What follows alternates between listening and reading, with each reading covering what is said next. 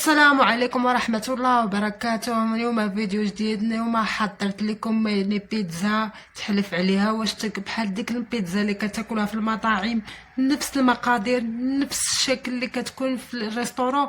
انا جيت حضرتها معكم، تقدري ديريها انت في دارك الا بغيتي تعرفي. اجي معايا تبعي معايا الفيديو من الاول الى اخر. تنحتاج دقيق ابيض، كنحتاج معلقة كبيرة من الخميرة الفورية، تنحتاج معلقة صغيرة من السكر، معلقة صغيرة من الملح، معلقتان من الزيت الزيتون أو زيت المائدة. تنحتاج الماء دافئ. أنا معلقة كبيرة من الخميرة الفورية، نصف معلقة من الملح، نصف معلقة السكر، ونخليوها تتخمر. ها هي خمرت، تتولي على هذا الشكل هذا. من بعد كنديروا الزيت الزيتون، من بعد كنضيفوا فيها الدقيق الابيض، تقريبا 500. انا نخلي لكم المقادير في صندوق الوصف. من بعد كديروا تدريجيا هكا، نحاولوا نمسكوها مزيان تدريجي. تجمعت لينا الخميره، غنحاولوا نحيدوها نضيفوها ندلقوها شويه ونخليوها تركوها. حاولوا نمسكوها، كملوا على الدليك ديالها، ندلقوها مزيان.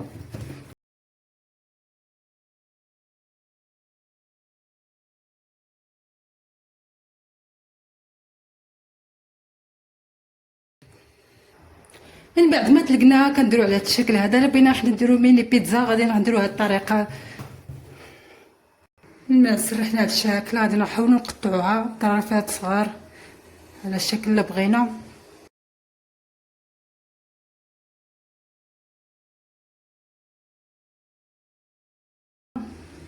من بعد ما وجدنا هاد الكويرات ديال الخميره، حاولوا نديروها في لاطا هنايا على حسب هاد الشكل العبار ديال ميني بيتزا. على حسب انا نعبروها، انا غنديرها بالكاس، اما معلقه اما غطاء الاغلاقه، يعني بهذا الشكل هنا العبار ديالو كونها.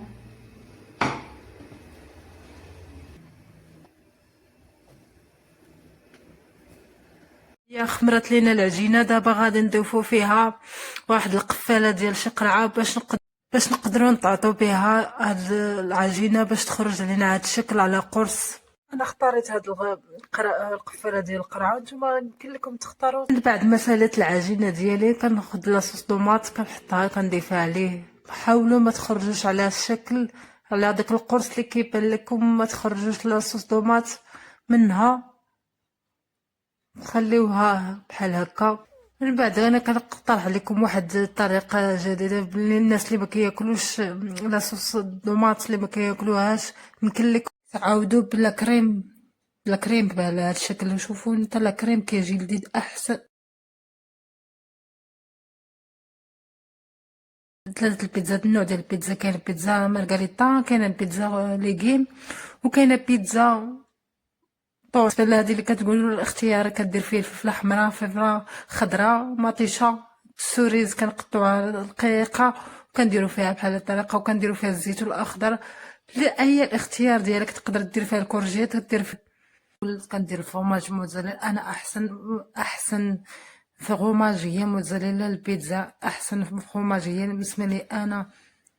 تقدر ديروا فروماج كاري، كديروا اي فروماج، ولكن احسن للبيتزا هي موتزاريلا. اللي كنقولها بالصوص بلونش هي كنختار الفرماج احمر وكنزيد عليه الموتزاريلا، يعني هذه كتكون فيه هي فروماج بيتزا مارغريتا بصوص بلونش.